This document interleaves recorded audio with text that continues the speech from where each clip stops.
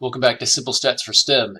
In our previous video, we did a chi-square analysis, which was called a goodness of fit test, which takes one categorical variable, and in this case it was enjoyment of math, and it determines if there is a statistically significant difference between one group. So in this case, we looked at those who enjoy math and those who don't enjoy math, and we basically found what we would expect to be true based on the population. We would expect to be about 31 in each because there were 62 students in that pool, and we then went out and asked students what they thought of math and wrote down their observations, and then we did an analysis. We did some quick math here in a contingency table, got our chi-square statistic, and then looked at how to determine if that statistic is if it is statistically significant, what the probability is of our null hypothesis being correct or incorrect. And so in this case, we found that there was a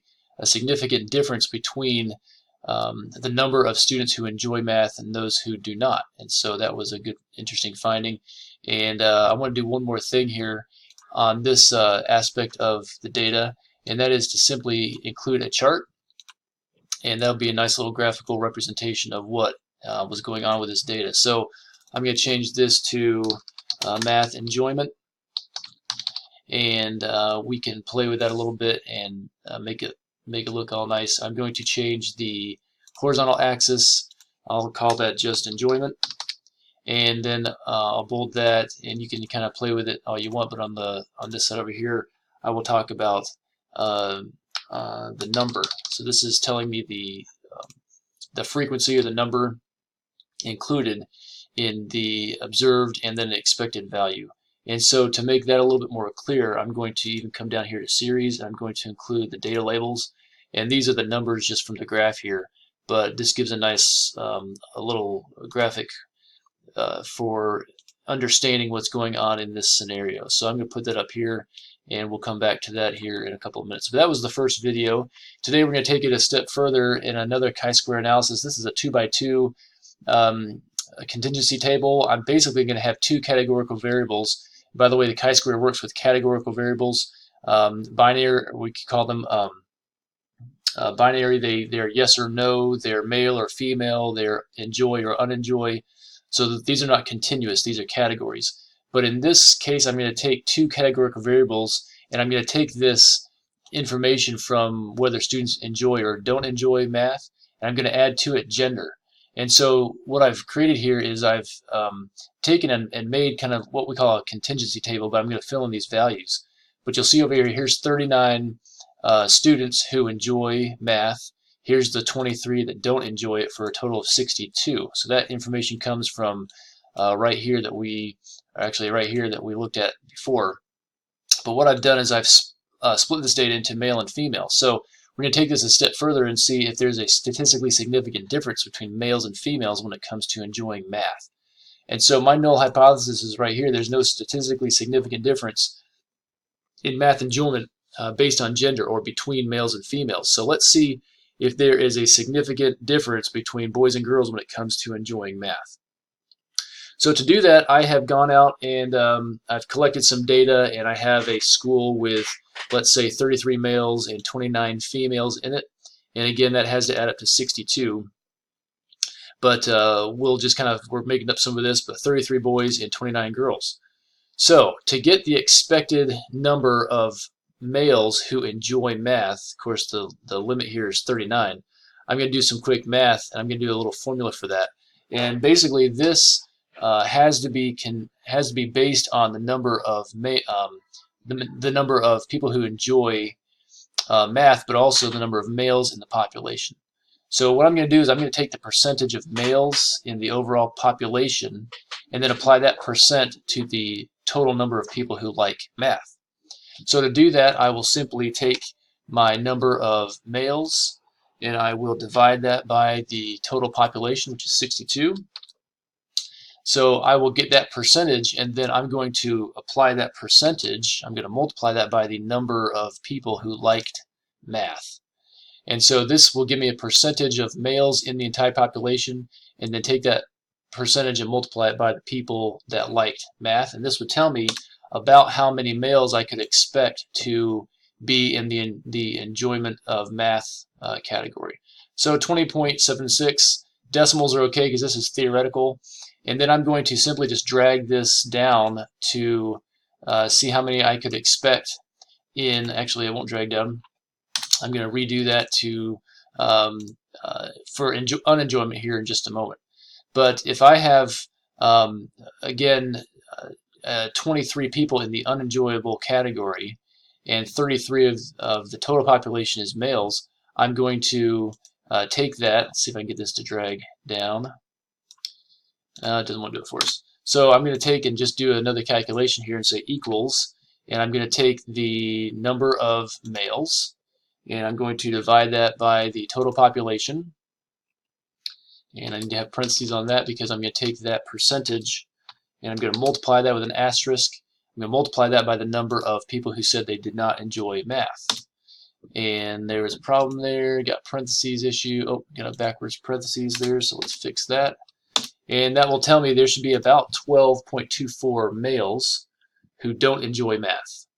And by the way, these two values, you might just want to double check on a calculator, make sure they add up to 33, which they do, but it's always good to check that. All right, let's go over here and do the same thing over here. The number of females that I can expect to enjoy math.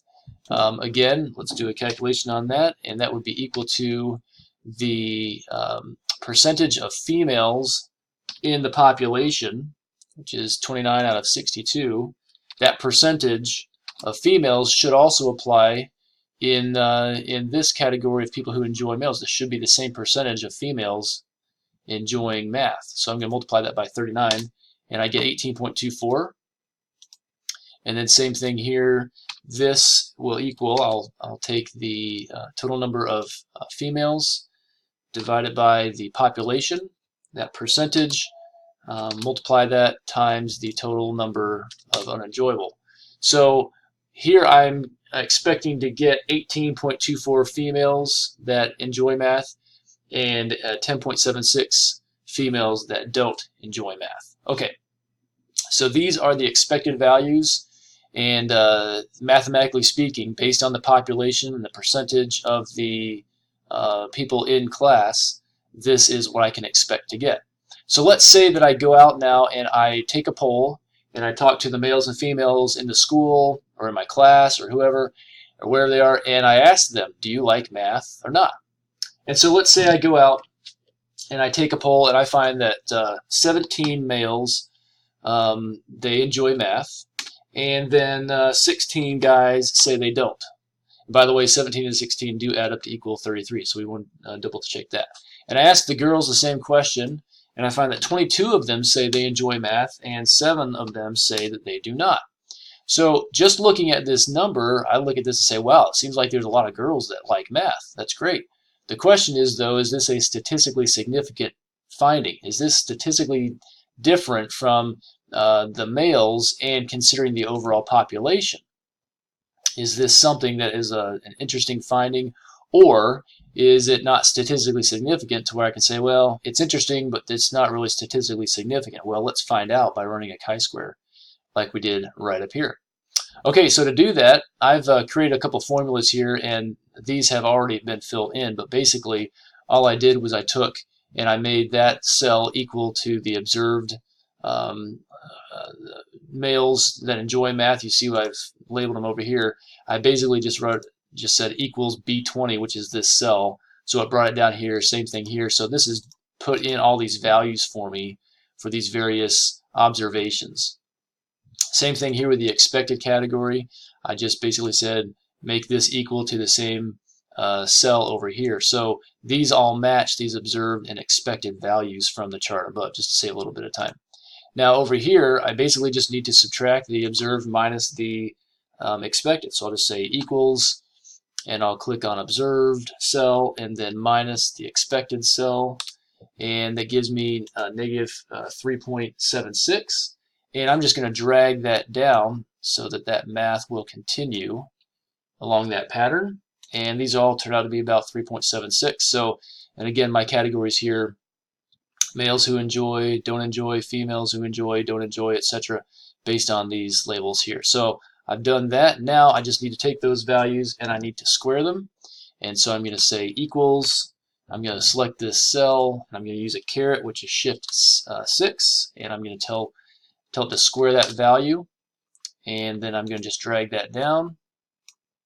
And I get the same value there because these were all here the same. And then I'm going to take this and hit equals. I'm going to say take that value, which is all of this right here, take that value and divide it by the expected value, which is right here. And then once again, I will drag that down and apply that through these cells, and I'll get these values. Now these are what we call the chi-square values. I need a total chi-square, so I'm going to sum that, and it reads it for me. It says, okay, we'll sum these four. Is that right? And I'll say enter, and there is my chi-square statistic right here. So that value is just an answer to a formula. That's all it is. But I want to see if that's significant. So I'm going to use this formula that I generated yesterday, or showed you on the other video, and that is chi-dist, which will tell me if this is a statistically significant finding. And so I will simply put in equals chi-dist, and I open the parentheses and it starts asking me for some data. This x value is simply the chi-square statistic, and then it asks me for the degrees of freedom. There are two groups, so I'm going to, so degree of freedom is number of groups minus 1, and so my degrees of freedom here is just 1. I hit enter, and lo and behold, I get a value that's less than 0.05. So that tells me, I can spell today, that tells me that I can reject the null hypothesis. This is saying there's only 4.7% chance that you're correct when you say this. There's no significant difference. So I'm going to reject that and say there is a statistically significant difference in math enjoyment between males and females. And females, looks like they enjoy math a whole lot more than boys do. And I can say there's less of 5% chance of me being wrong when I say that there's a difference between those two. And so that's a pretty powerful statistic right there. Now let's go ahead and make us a little chart like we did up here on this other scenario. And to do that, I'm going to highlight this area right here, and that will give me my labels and my bars and things. And I'm going to click on insert a chart, and it'll generate something. It's going to kind of take a guess at what I want to put in there. But I'm gonna doctor this up just a little bit. So I've got a good column chart. That's what I want. I'm going to go over here to customize, and I'm going to I'm good with the chart style. I'm going to give this a label of math enjoyment by gender. You can bold that or play with that, make it fancy. I'm going to give this I'm going to change the horizontal axis to enjoyment. I'll bold that. I'll change the vertical axis to number and make that look nice. And then one last thing I'm going to do is under series, I want to show the data labels. So this will actually take those values and put them in here so I can see graphically that between my observed and expected values, I had 17 here and 20.76 here. So I can get that in a nice little graphical representation real quick.